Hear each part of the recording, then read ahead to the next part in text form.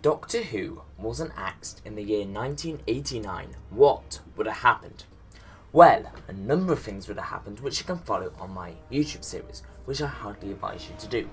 But in the year 2006, a spin-off would have launched, set during the previous season of Doctor Who. It would have featured Ace, played by Sophie Aldred, Franks, played by John Patton, and Fentonell, played by Tucker Smallwood. Sit back and watch the atrocities of Rebel Zero.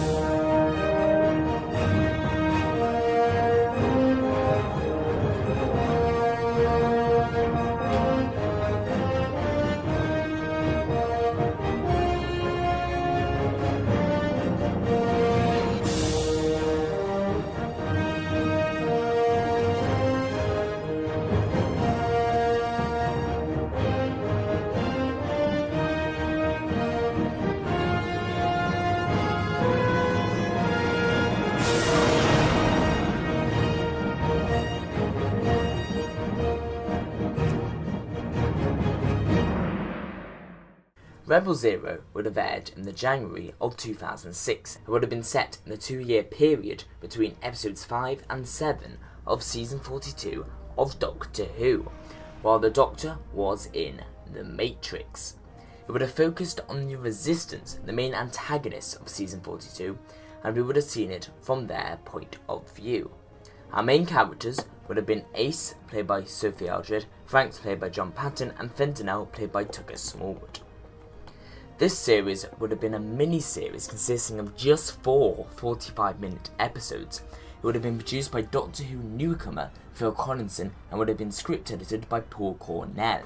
Tony Redston, Russell T Davies, Ira Stephen Bear and Julie Gardner would have executive produced the series. Nicholas Meyer would have served as consulting producer and director of episode 1. All 4 episodes of this series would have been heavily managed by Paul Cornell to the point where every single episode is written by him. However, 3 of the 4 episodes were with other writers. The series would take place on a stolen Poplin space vessel known only as HT-1408, but would have been mostly referred to as the ship. The title sequence of this series would start off with 2 reused shots of Gallifrey from the movie, before moving to beauty passes of the ship, while the title cards appear over them. The theme music would have been composed by John Debney, and it would focus on the hope of the Resistance and their cause.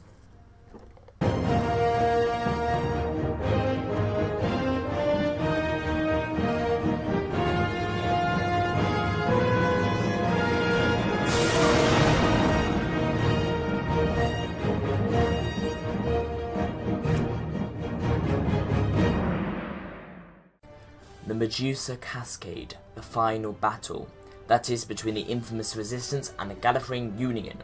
With Gallifrey's president gone, the Resistance are hoping to defeat the Union in one blow. The final battle, the one they insist is for the good.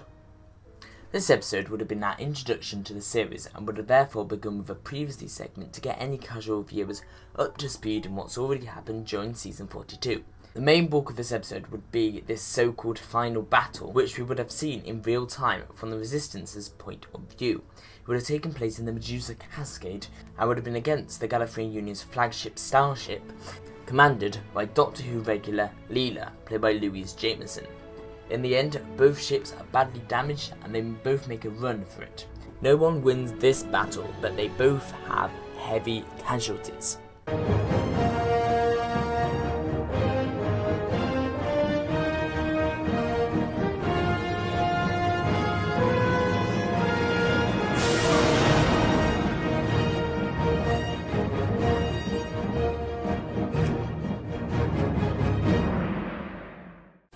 After the fallout from the so-called final battle, the Rani, leader of the opposition on Gallifrey, has been proposing a so-called genocide of all life forms of a lesser status than the Time Lords. This includes normal Gallifreyans. This sparks a lot of controversy. The Resistance must stop her by any means necessary, and the Gallifreyans are happy to help. This episode shows Rani as basically a full-fledged fascist, We see how she can go so far to gain so little. We show how normal Gallifreyans are siding with the Resistance, and how Gallifrey can be entirely corrupted due to this. The Resistance must stop her. However, as she is such a large threat to their lives, they plan to assassinate her. And that is the main plot of this episode, the attempted assassination of the Rani by the Resistance. This episode follows Fendenal really as he infiltrates the capital and attempts to kill the Rani. However, he is caught by the Rogue and captured.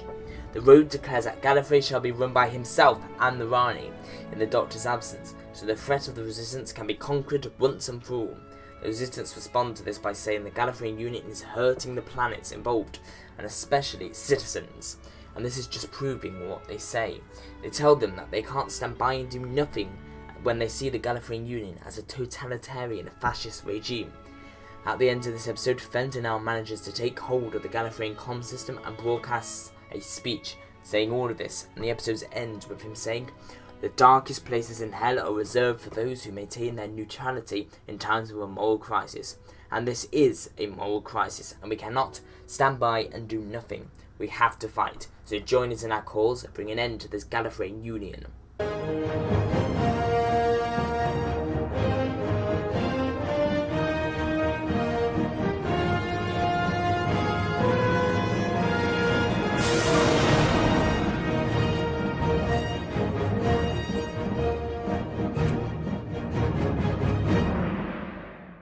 The Gallifreyan Union is breaking apart. Thanks to the Resistance, and without their president, nothing can be done. The Rogue and the Rani must therefore make some unlikely alliances to ensure the Doctor's plan stays alive. This episode sees the Rogue and the Rani in desperation. They are trying to keep the Doctor's dream of a Gallifreyan Union alive. This is especially difficult after the speech Fendenal made about the Union. They therefore seek an alliance with a race that has wronged them in the past, and that can help them with defeating the Resistance. This will be the returning race of the Vardans from the Tom Baker story, The Invasion of Time. Now, this of course isn't exactly good news for the Resistance, as they can't exactly survive against an enemy that can travel down any wavelength, even thought. However, Ace and Franks manage to track down a faction of Vardans who are willing to help them in their efforts to defeat the Gallifreyan Union. It turns out that these Vardans have been fighting a civil war with the Vardans who have joined the Union side and wish to help the Resistance get rid of them and the Time Lords.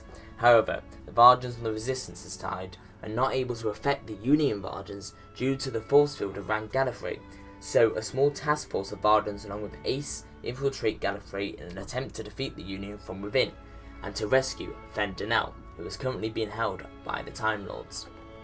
Once inside the capital, Ace manages to rescue Fendenal and get him on a ship away, but the Vardans reveal themselves to have been working with the Union and the other Vardans the whole time in an attempt to capture the leader of the Resistance.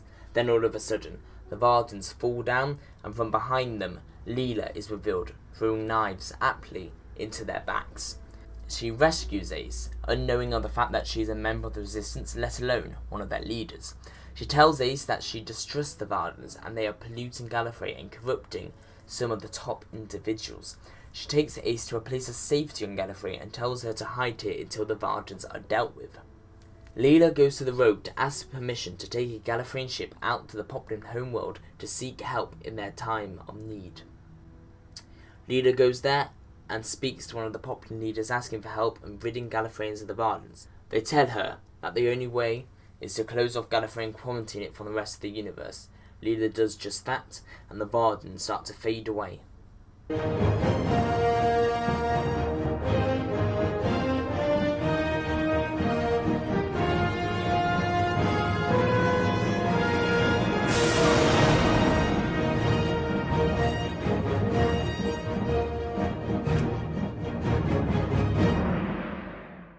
Poplin homeworld, Dravis Gamma, has become a barren wasteland. All of its resources have run out and all life is dying out. However, the Resistance can't do anything to destroy one of the founding races of the Union because they have been surrounded. The Time Lords must help the Poplin to make sure the Union survives. The main focus of this story is on Dravis Gamma, and the crew of the HT-1408 aren't really involved in this episode. even though it's their series. Mostly this revolves around Leela and the Poplin, with a bit of Frank's, Fendenau and a tiny bit of Ace thrown in. In this episode, Fendenau manages to get back to the ship after his escape from Gallifrey in the last episode. He meets back with Franks on the ship, but in the excitement of Fendenau's return, Franks forgets to raise the shield after Fendenau is teleported in, and a whole legion of Poplin soldiers teleport onto the ship and take it over. Franks and Fendenau manage to make it off the ship only because a space-time capsule rescues them. A space-time capsule owned by the Master. Back on Jarvis Gamma, Leela is continuing talks with the leader of the Poplin about getting them some more resources and getting them evacuated, as they are members of the Union. The leader tells Leela that the evacuation is not necessary, but more resources would be heavily appreciated. We follow Leela as she explores the planet that has been heavily damaged by their overuse of fossil fuels, which has destroyed the planet. Then after that, Leela returns to Gallifrey to organise a shipment of resources. Leela, however, has to persuade the Rogue and the Rani that this is a good idea, as they believe the shipment could be hijacked by the Resistance. Leela manages to persuade them though. The shipment takes place, but on the way Leela spots the HT-1408 and realises it's the Resistance ship that has been causing all the trouble. Leela orders the ship to surrender, but there is no response, so she fires on it. A drawn-out space battle ensues, and Leela destroys the HT-1408. A Poplin ship then approaches them and asks why they just blew up one of their ships. Leela insists that it was a Resistance ship. The Poplin tell her that she has started a war, destroying one of their ships, and they'll be coming to finish them off very soon. Leela takes her ship back to Gallifrey and tells the Rogue and the Rani of this, but before they can do anything, the capital is attacked. The Poplin. The Rogue orders an evacuation of the capital and orders everyone to make it to one of the outsiders' villages and safe houses. The Rani then tells the Rogue about a secret base underground in Gallifrey that they can use. They get there and the Rani presses the control on the outside and it elevates out of the ground onto the surface. They go in and they find Ace. Everyone is unknowing to her allegiance to the Resistance though. They wait there for the attack to stop. This episode then ends with the Master's TARDIS flying through space and the echo of his laughter as the end credits roll. So there you have it, Rebel Zero Series 1 overview. I hope you enjoyed this, and the next video will be Doctor Who Season 43, where you find out what happens next. For now, goodbye.